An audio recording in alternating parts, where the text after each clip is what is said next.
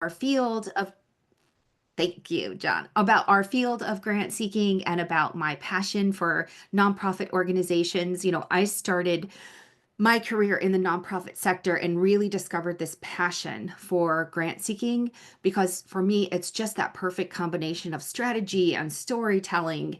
And it's a way to make a very meaningful impact on organizations. So, over the years, I have worked with organizations in the healthcare space, in human services, arts and culture, and education.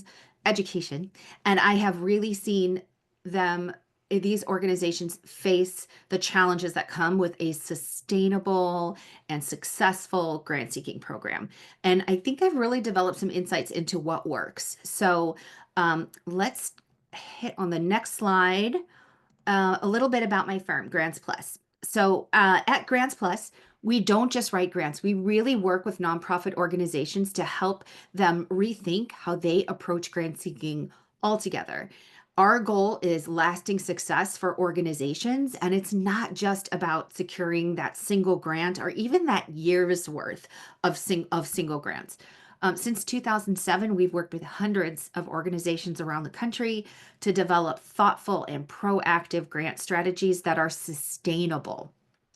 And we're working with organizations, whether they're starting a grant seeking program or growing a grant seeking program. We help them to secure and create solutions that help work for their unique and immediate needs. And at the core, we're not just about winning grants, it really is about that ripple effect that can come from an effective grant seeking program because a well funded nonprofit organization can serve more people, can scale its impact, and really advance its mission in a much more effective way. And so many of our clients come back to us year after year because we build trusted results and deliver those results. And it's something that we never take for granted is that relationship that we have with our very special clients. I know some of you are on the call today. And if there's one thing that I want you to take away about myself, about Grants Plus, it's that we are here to help nonprofit organizations thrive. And that is not just for today, but for many years to come. So we can flip to the next slide. I want to share that today's webinar will be recorded. So if you find any of this material helpful, you will receive a link after the call, after the webinar, to forward to anyone that you think might benefit from this material. And I encourage you to do that. Every week I talk to nonprofit leaders. And if there's one thing that I have heard over and over and over again, it is that they have a feeling that they're missing out on grant opportunities. And I often hear things like, we know there's more funding out there, but we just can't seem to find it. Or, we're trying everything we can, but we're just not having success. So I want you to know that if you've ever felt like that, and maybe many of you have since you're on this webinar, you are not alone, right? This is a challenge that nonprofit organizations face from the very smallest mom and pop nonprofit organization all the way to the largest hospital system. Many organizations feel like they're missing out on opportunities. And I think that frustration really comes from a disconnect in what is missing in our grant seeking strategy. Is it the strategy itself? Is it your process? Is it something about the capacity of the team that you have in place? So, my goal today is to help you identify those disconnects that might exist and begin to look at what you might do to work on them. And that ultimately, hopefully, will leave you looking at where you're leaving opportunities or money on the table and where you can start to turn that around. So, by the end of the session, I want you at least to walk away with one actionable insight. This is what I'm going to do to help elevate our grant seeking program and maximize your potential. So, we will also have time for Q&A, but don't wait for that. Please drop it in the Q&A, and John will flag me and we can answer things as we go along. So let's dive in together and begin. I want to talk about the session objectives. So the first objective, and you can click, John, is identify gaps in your grant strategies. So I mentioned, what are the gaps? Like, we want to help equip you with the knowledge and tools where you can analyze your current grant seeking efforts and uncover any areas for improvement or or change that might help you align better with funder priorities, help you improve your process, help you improve your strategy. The next one is to help maximize your funding potential. And this would be actionable strategies, things like, do you have a proactive grants calendar? How can you streamline your research process a little more, or even your proposal development process or your relationships with funders so that you can grow your long-term success? And then in the last portion before Q&A, we will look at a couple of case studies. And this is organizations that I've worked with, that my team has worked with, where they have overcome some significant grant seeking challenges. And my hope is that you may see yourself in some of those case studies. And I want you to think about, how you can improve maybe based on those studies. So one really important point, when we're talking about improving our grant seeking effort, you can easily get stuck in the what, right? What are the grants we're going for? What grants are available? What applications are due this month? But I want you to shift your thinking a little bit, take a step back and ask how. How are we approaching our grant seeking? I think it's a way to sort of elevate the conversation a little bit and focus a little bit more on strategy. I also want you to think about things within this next 40 minutes. Think about things that are within your control, because what I see a lot of people who work in this fundraising field in general, what I see a lot of people focus on is the external environment. They say, we're doing a great job, but the funders don't see the potential in us, or the funders have very limited areas of focus and we don't fit any of that. I really want you to take this next bit of time and think about yourself critically. What is our organization not stepping up to not living up to the bar that we have set? Because we can only control what we can control. And so this is what I want us to focus on for the next little bit here. Things that are within our control.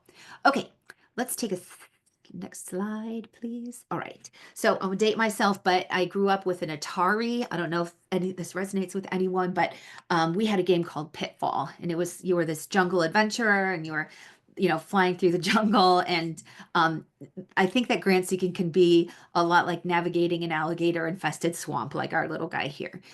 One wrong step and bloop, you're in the water. So let's talk about some common pitfalls that can leave organizations stuck in the mud, and how to avoid them. So let's go to the next slide. The first pitfall that I see the most often is a lack of a targeted grant strategy. So imagine you're this adventurer and you're wandering through the jungle without a map. It's so easy to get lost, to waste time, maybe even lose the ability to see the treasure entirely. And that's exactly what happens when nonprofit organizations approach grant seeking without a grant seeking strategy. For example, we worked with a healthcare organization and they really wanted to break into federal funding. And they had some great programs and a very motivated leader, but their approach to this federal grant seeking was very scattered.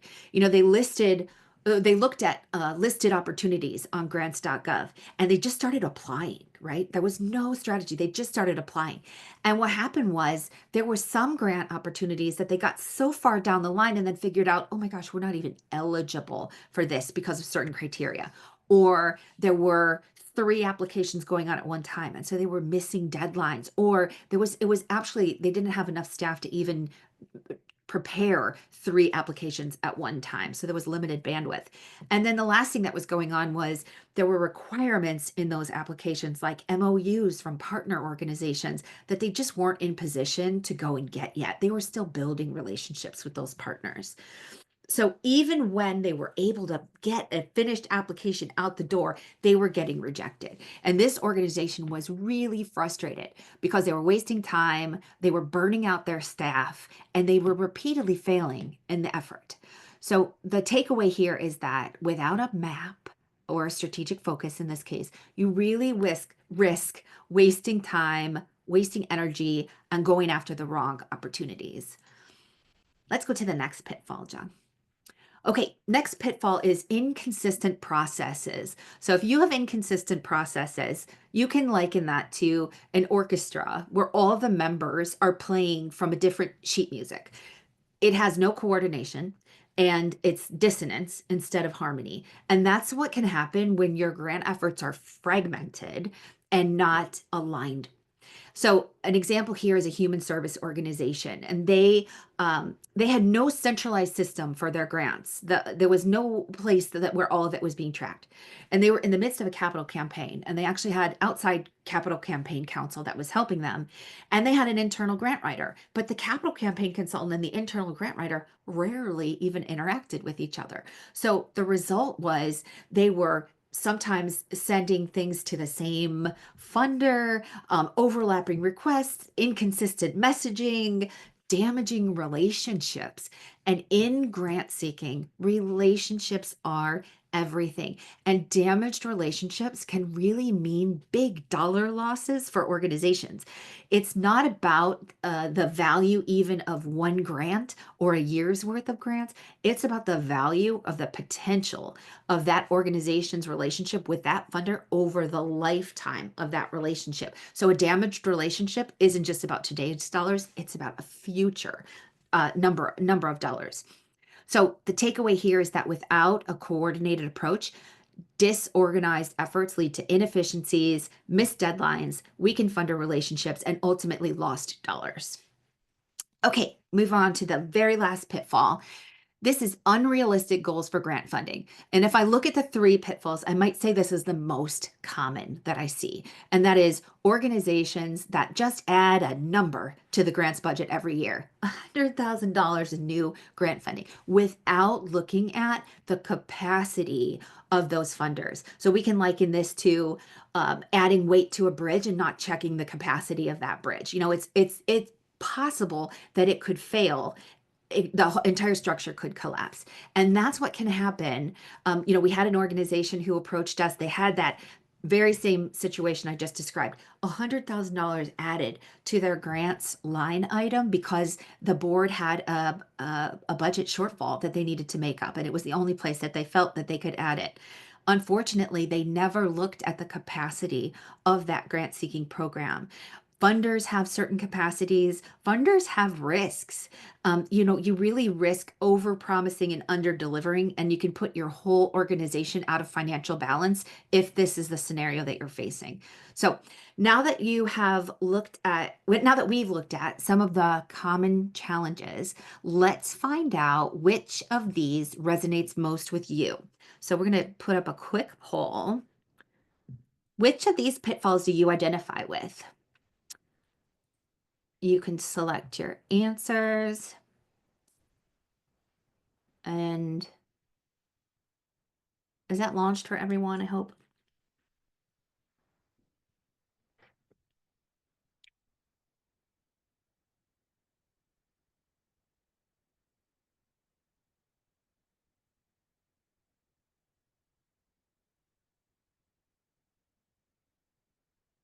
Okay, thank you, Patty. You can see it. All right, so give you another minute maybe to put your answers in, and then let's see what the results are.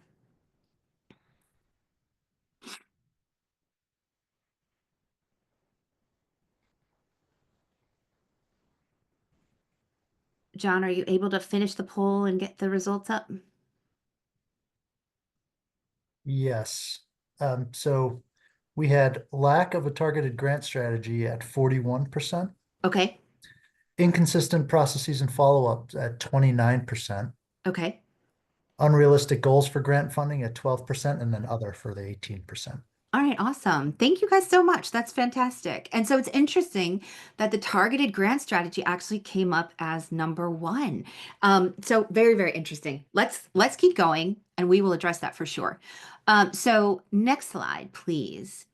I'm going to bring up the concept of a gap analysis. So the gap analysis, if you've never heard of it, maybe you have, it's kind of obvious maybe what it means, but it comes from management consulting, and it's referring to the gap being the difference between the current state where your company organization is now and the desired state where your company or organization desires to be. So looking at your gap analysis in your grant strategy. So let's dig a little bit deeper.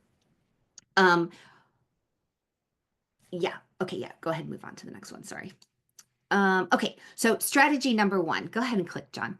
With strategy, one of the biggest challenges I see organizations face is that they're casting their net too wide. They're going after grant funding where there's not a natural fit. So instead, what we want to do is identify those funders where the priorities really align with your programs and missions and maximize those funding opportunities. And in a grant seeking program that's really strategic, it's not just about submitting applications, it's about building real long lasting relationships with those funders. So are you cultivating connections with, and I put this in here specifically, the human beings who represent your funders to create a sustainable pipeline for the future? Are you cultivating connections with those human beings who represent your funders to create a sustainable pipeline for the future? Okay, let's move on to process. Process is the foundation of an effective grant seeking operation. So if your workflows are not clear or your team doesn't know their individual role in the grant seeking process, it's actually like building on somewhat unstable ground. Ask yourself, do we have the right systems in place for tracking deadlines and submission progress and reporting requirements? These are basically some of the basics of why organizations miss out on opportunities. Another note, though, before we move on to goals about process is backup.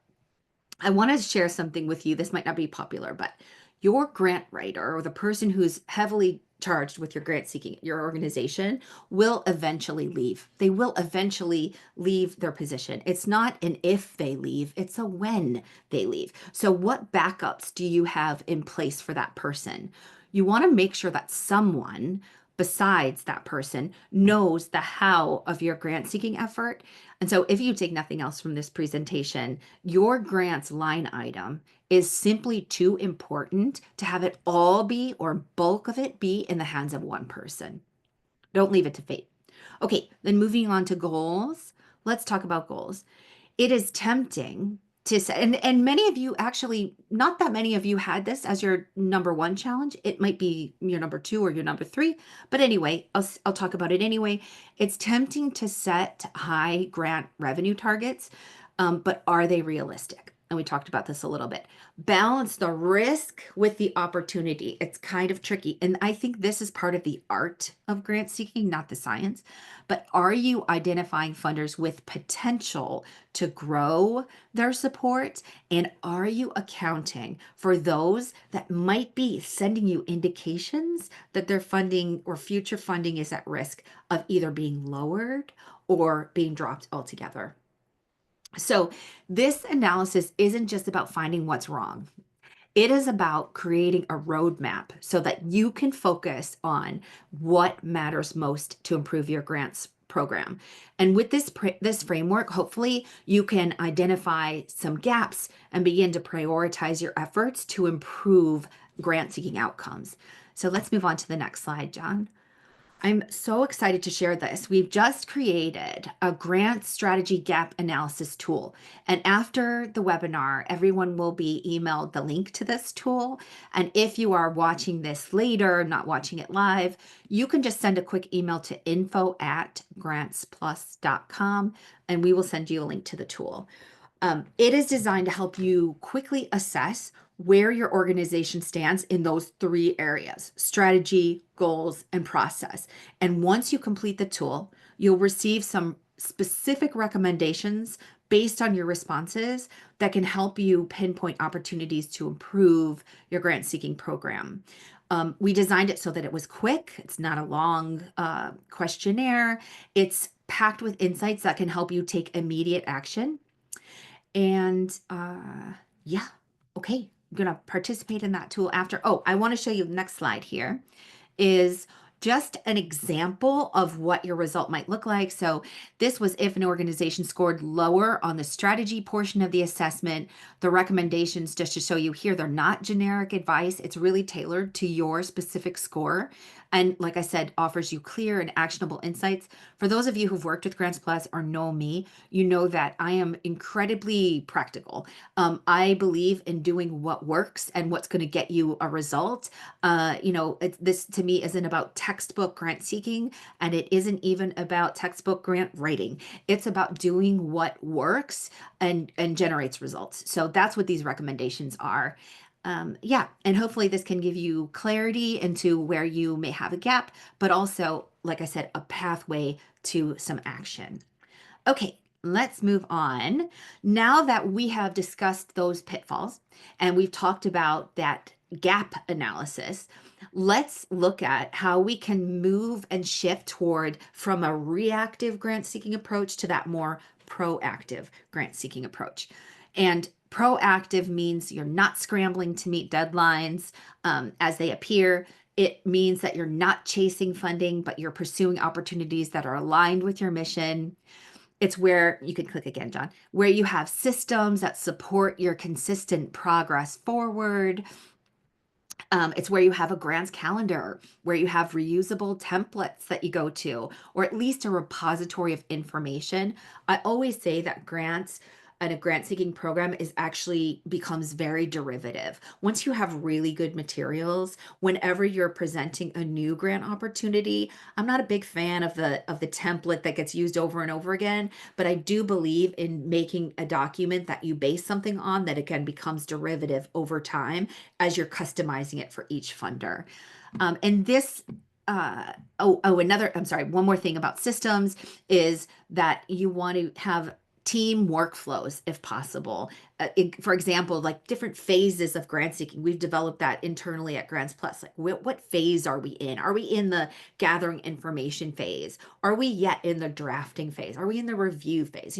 Like really phasing that out and including who is doing what in each of those areas really can help you avoid that last minute rush.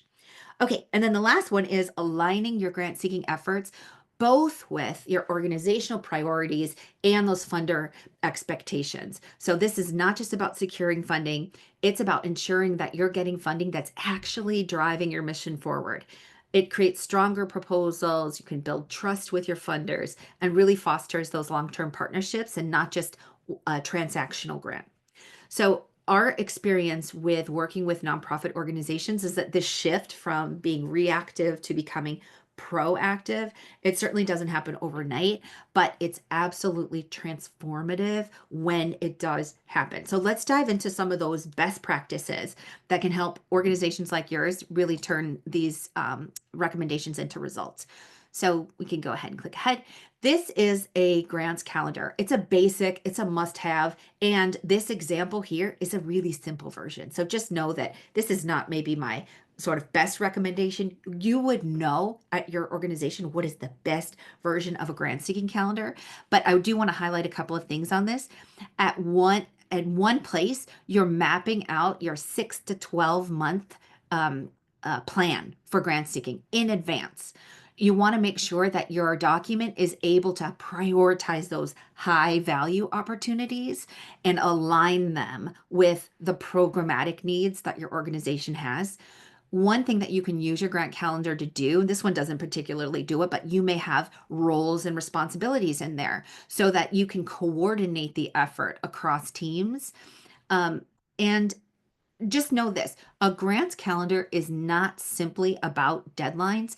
It really is your strategic roadmap that ensures that you're pursuing the right opportunities at the right time. And it can be a tool, and we'll talk about how this can help you build longer, more strategic, real relationships with your funders. So I do want to highlight a couple of things. You can click again, John. We have on ours, again, very simple grants calendar, but we've allotted a column for the outreach deadline.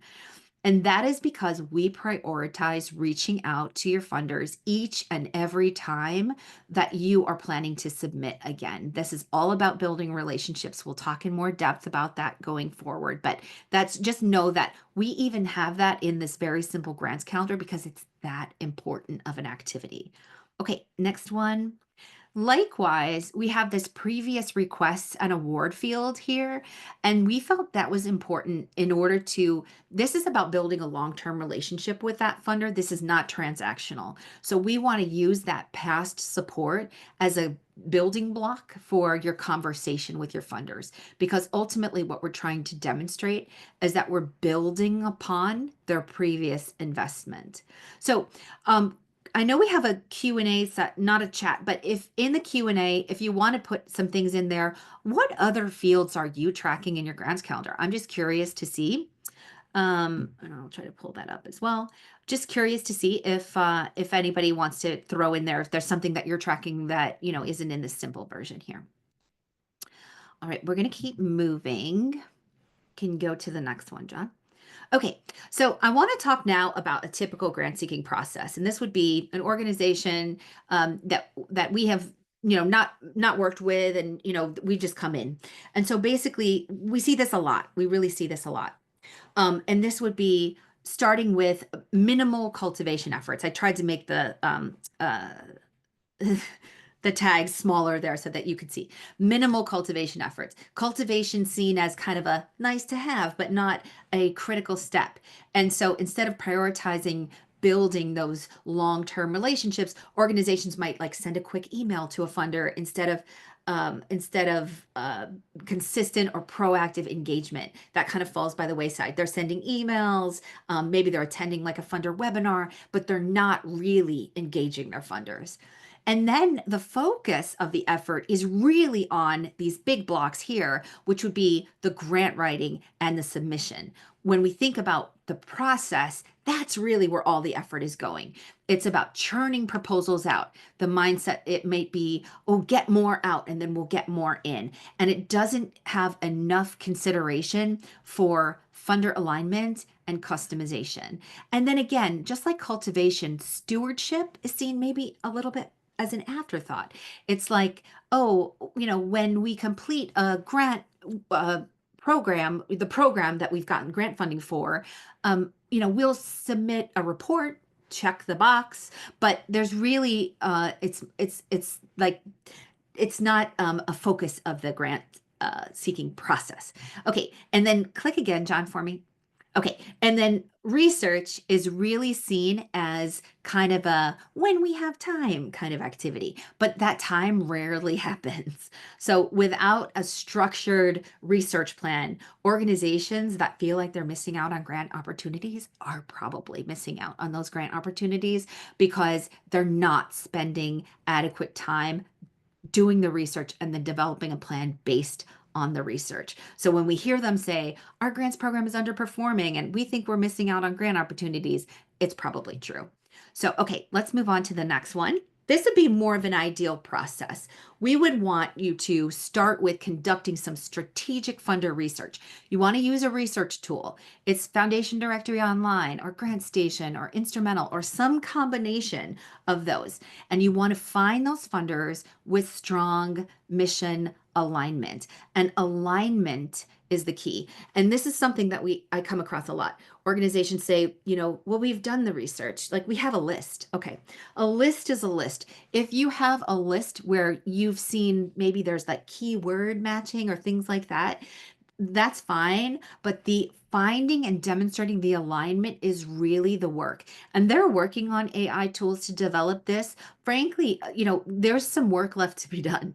And so right now, it's still a pretty analog process of looking at where funders, what they say they fund, what they actually fund, really truly aligns with what you're doing, and then making relationships and tailoring those proposals accordingly. So I could go on and on about that, but I won't.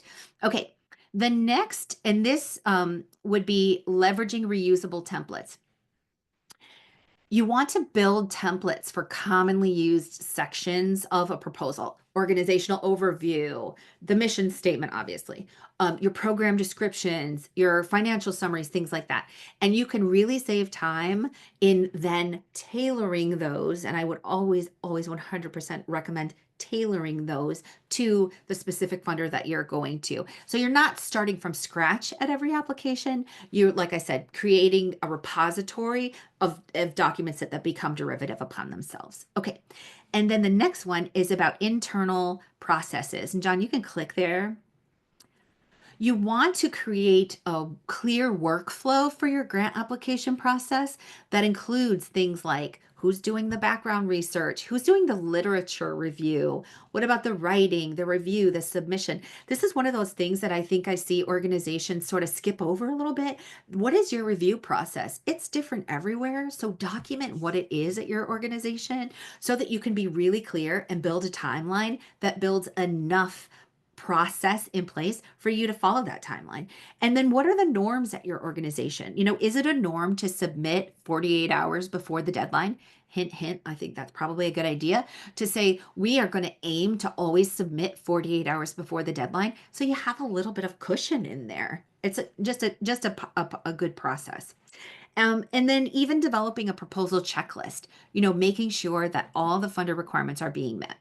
Okay, and then the last um, square there, and you can click again, John, is about analyzing the data for tracking the data and analyzing it for continuous improvement. So maybe you want to track like turnaround times for the grant application. You can identify what are the bottlenecks? Where did we get stuck in our process? You want to use any lessons learned from successful or unsuccessful proposals to refine your processes. And I recommend debrief before you ever even hear what the funder has decided. Debrief your own process. What went wrong? What could have been better? You always want to improve. And then the other thing is, and I've said this recommendation before, but grant seeking is really a team effort. It's not a solo effort in any way, shape, or form. And I am a big proponent of bringing together a grants committee of some kind internally. And usually that includes someone from finance, someone from programs, maybe more than one person from programs, one or more people from development. Usually it includes leadership of the organization. You want to use people's time wisely, but ultimately you need all of those people in an effective grant seeking program so you can go through the trenches together, celebrate the wins together, improve your process together. Okay. And so streamlining your proposal, your research, your proposal development, all of this, it's not just about saving time.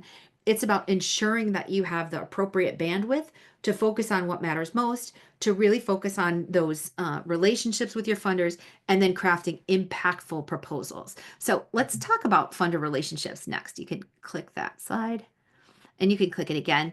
All right, so I use this example of a cake. The cake on the right is fluffy and tall, and it's structurally sound. And the other, the left, it's flat, it's dense. And if you could touch this cake, you would feel that it crumbles when it's touched. And skipping over relationships and the difference between these is, yeah, one has baking powder in it, one doesn't. So skipping over building relationships with your funders in grant seeking is like missing the critical ingredient of baking powder. While your grant seeking efforts may still look complete from the outside, it will lack the strength and the resilience to hold up under pressure. Um, Again, I'll just say it. Relationships are the baking powder that allows your grant seeking effort to rise and to succeed. So, how do you strengthen those relationships and fortify your grant seeking program for long term success? Let's look at that. You can click and you can click again. Okay, so just click through these three, John. Right. Okay, cool. Funder relationships are a long game. You want to think about this as you think of your funders as partners in helping you achieve your mission. I've seen many examples of organizations who have turned one-time grant opportunities into beautiful long-term relationships with funders.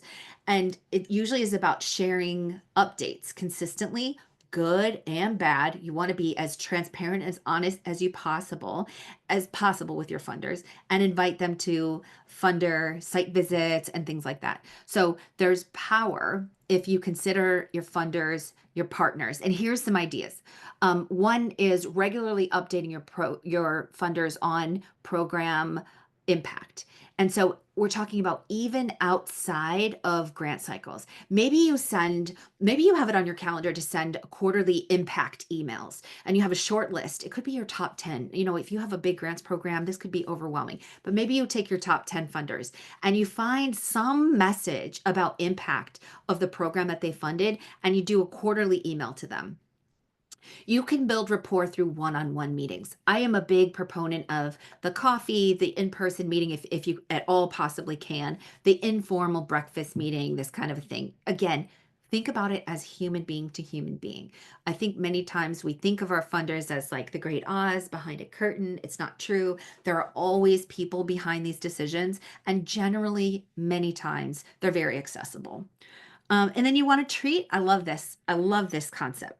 Treat your grant applications as part of an ongoing conversation with a funder, not as the focus of your relationship, but as part of an ongoing conversation with them. So, strong relationships really do lay the foundation, but the right tools and support can also really help elevate your grant seeking efforts. So, let's take a look at those tools and support in the next slide. We always think about technology, and that's a part of it, right? So, technology can absolutely amplify your efforts. AI, for example, can really help you identify things like trends. It can help you shorten documents, do a lot of beautiful editing things, even drafting portions of a grant proposal. So, you want to use AI for summarizing big documents, like I said, identifying trends, editing or generating narrative. One caveat about AI, and obviously it's evolving, and even maybe if you're listening to this down the road, it's changed again. But you want to make sure that if you're putting in information that is in any way secure, you don't want anyone else to see it. You're not trying to use a large language model to be learning off of your data. You want to make sure you're operating within a closed system. So you want to investigate that with your IT providers.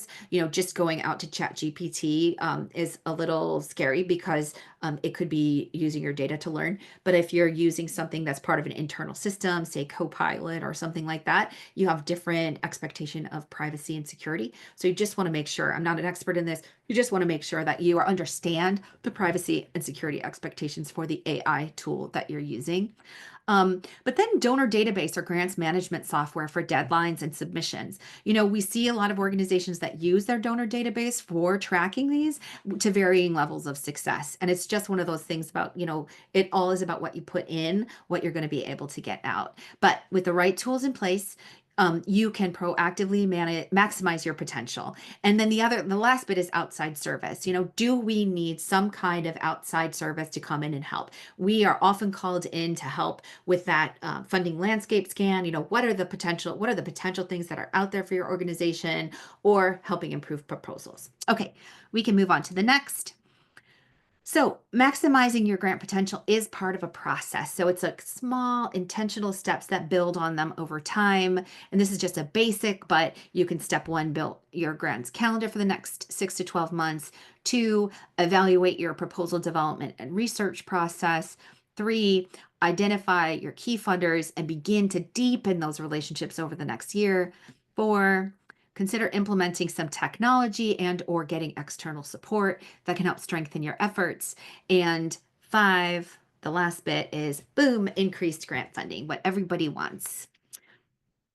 Okay, so we're going to dive into a couple of case studies, and then we have plenty of time for questions, which is really good. So this was a youth leadership and development organization, and they came to us with a lack of a structured process. There were too many cooks in the kitchen, and every proposal was looked at as like a brand new challenge. So they missed opportunities because they didn't have a coordinated approach. So we conducted a thorough discovery process. We created a grants template that was very strategic. We identified the funders where there was the best alignment, and we helped guide the team in building those relationships. And by the way, that is a one by one by one activity, building the relationships with the prospective funders. And the outcome was over 900,000 in grant requests out in the first 4 months, which more than doubled what their previous output was. And so the takeaway here is if you're strategic and you approach research and alignment, if you approach with a strategic approach to research, and then you're aligning your proposals with those funders and you're focusing on relationship building, you can dramatically increase your grant outcomes. Okay, the next one, this was an organization that focused on child development and family engagement. And they were struggling to maintain their grants program because they had outdated systems, frankly, inconsistent records. They had a system, they had a donor database, but everything was entered in a different way. And so it was unclear. And one of the biggest things was databases and portals that nowadays we're submitting so many things online that even the passwords were not all in the same place.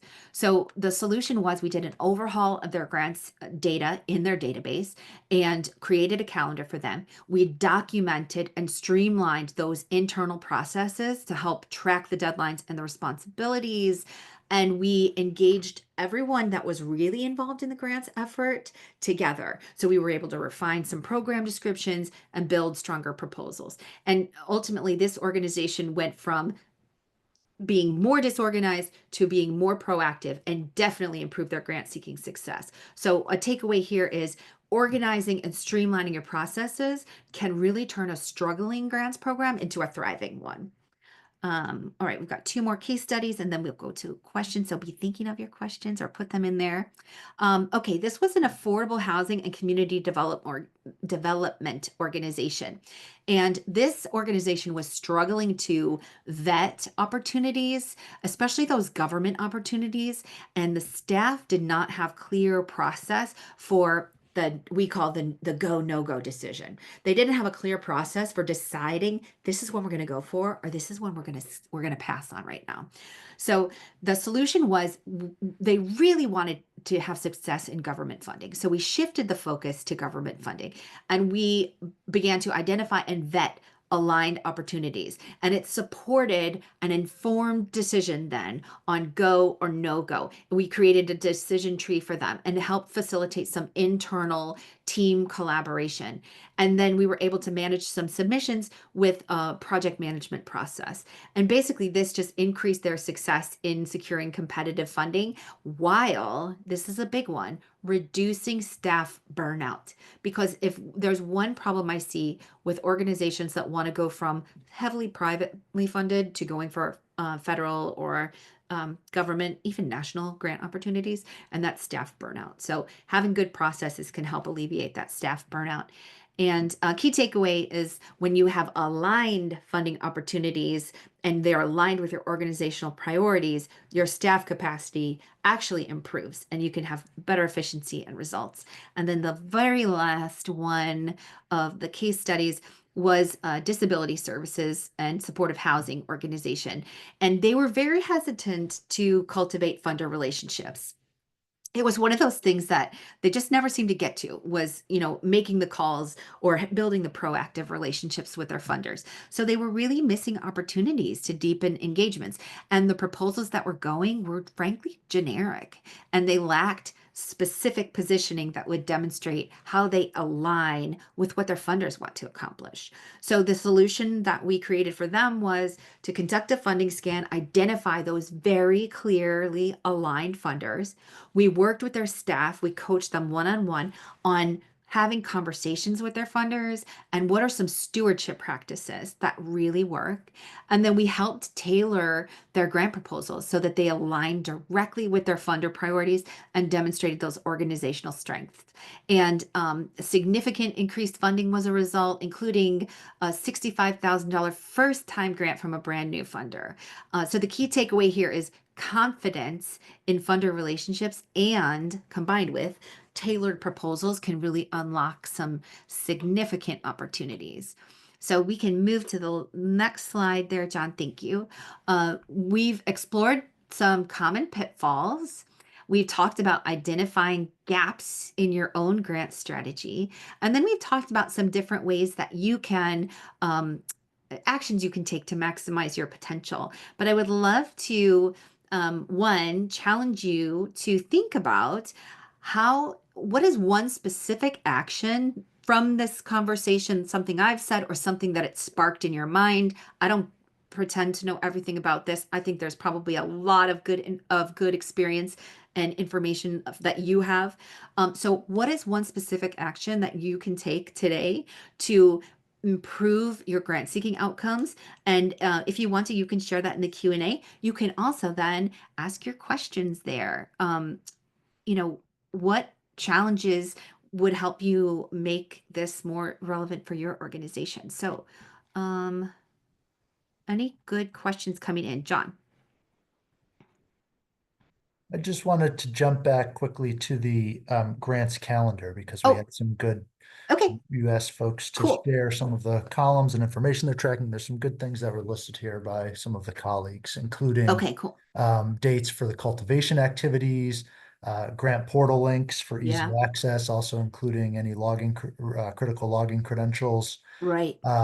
name, source of the grant, contact info, focus of the grant, deadline, notification dates, ask amounts, giving Yep. ranges of the foundations, if How when to, received, how to apply, the grant reports mhm. and associated notes.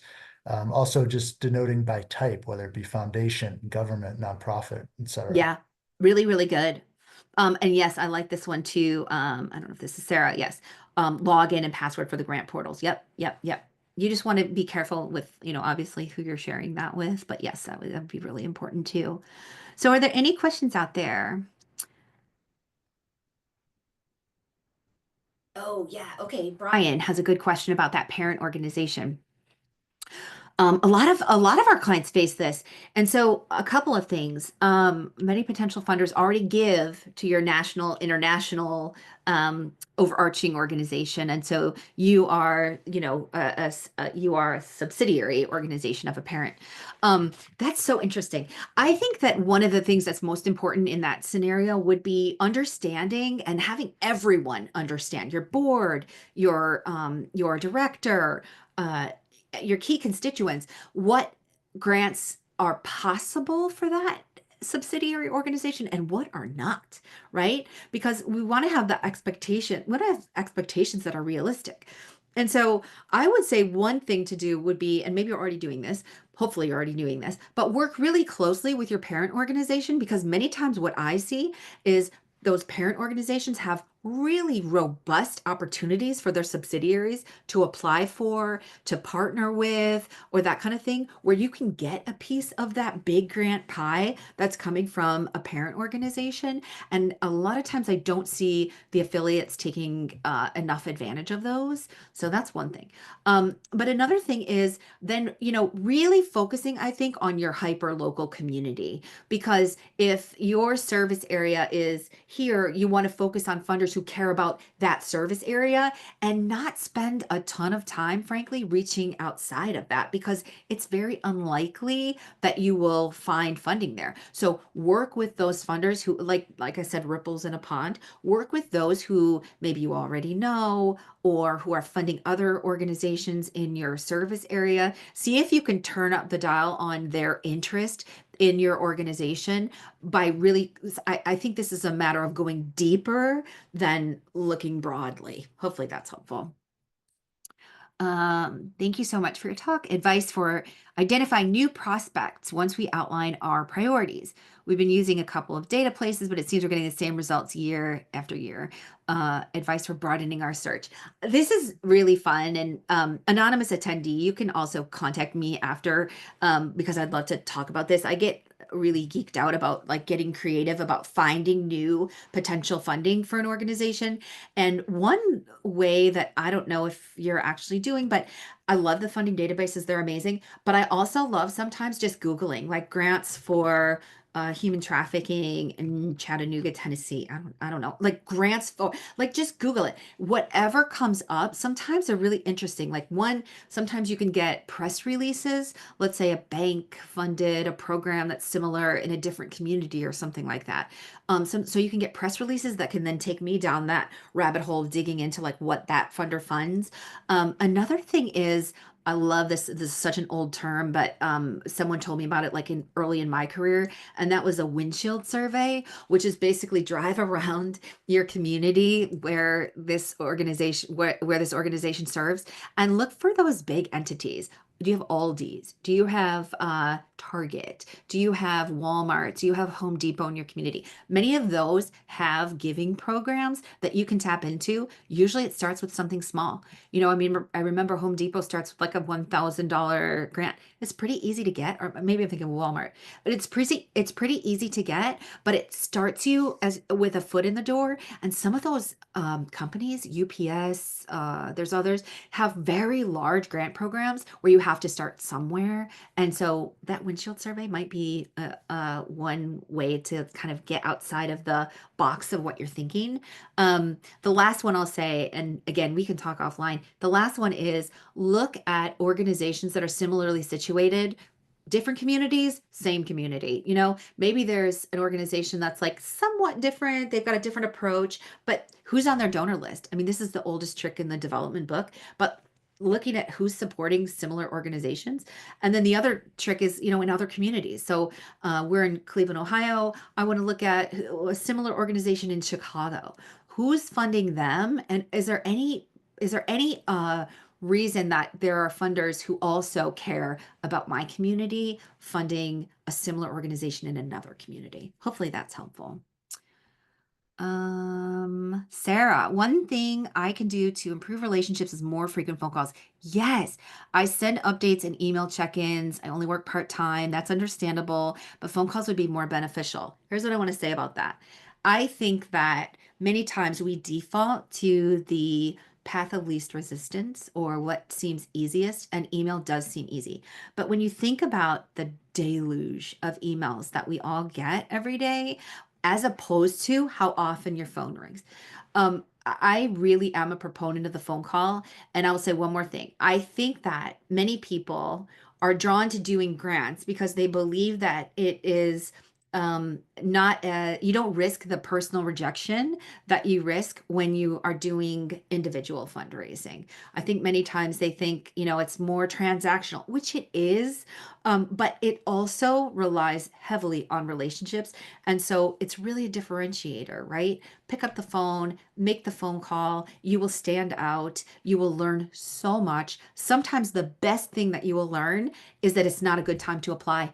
And then you've saved yourself and your organization so much in the cost savings, in the dollars that it would take, and the effort that it would take to apply for something that you never had a good chance at. So, yeah, picking up the phone for sure. Thank you, Brian. Good suggestions. Jessica, advice for convincing your organization that development isn't a one-person job. I say it over and over again to the ED board and staff and still can't get any help. Man, I feel for you and I totally get it. What can I say here? I think that sometimes, I don't know, but sometimes it takes an outsider. This is sometimes we're brought in because we have an organization that's actually doing a bang up job in their grants, but yet someone else, executive director or board, is like, we think we should be getting more. We think we should be getting more. So, to the extent that you can involve, maybe a consultant or maybe some education or something like that about how much, data is very hard to argue with data. So if there's a way to show you are one person and you are producing all of this, and if you could even benchmark against other organizations, and that could be even just a quick and dirty survey on your own, like calling three other similar organizations, how many development staff do they have? What's their investment in development and what's the return? I think that could be interesting. There's no reason not to gather the data and see what it says. I think the risk of losing a staff member because they're overburdened is big. And trust me, your director does not want to see that turnover because it's expensive and time consuming. So yeah, if that could be one, if you want to hit me up too, we can have a conversation about it after. Any other questions? So we got one more. Ditto on not getting enough support. I know, Sarah, this is a thing. This is a thing. And I think that it's one of those reasons when I got into development, it was 2002 and I was brand new in development, and I got into Association of Fundraising Professionals, and it really became my tribe. So if you don't have that kind of network of people around you who do what you do, who you can talk to about things like this, I think that's just super helpful. I remember going to my first international conference and just being like, oh my gosh, okay, I'm not alone. Everyone's facing the same kinds of challenges. And it was really affirming for me. So, well, it looks like we've got all the questions, so we can hit the last one. John, I just want to say, um, I want to leave you with a thought that inspires me every day. And that is, I think about people like Warren Buffett, and he has spent his life, creating and generating incredible wealth. And he chooses to spend his time now on philanthropy. And that is to make the world a better place. And here we are, and we get to work in this space every single day. And we don't have to wait to make an impact. We're already doing this incredible work. We are working to end child poverty. We're improving outcomes in healthcare, we're ensuring equity, and we're doing so much more. And I want to say it is so easy to get caught up in the challenges. There's grant deadlines, there's rejection, there's uphill battles. But at the end of the day, we really get to do work on amazing things. And it's not something that I take for granted. So as you go back to your organizations and your grant seeking efforts, I hope that you can keep that perspective close and that you can do what matters to you deeply and know that we together are building a better future through this sector, and it's kind of one grant at a time. So thank you so much for allowing to be a small part of your journey, and that we can create lasting change together. And so don't forget to do that gap analysis after the webinar. We will email it out to those who are attending live, and if you want to get it, you can email at info@grantsplus.com and we'll send it to you. So thanks so much, everybody.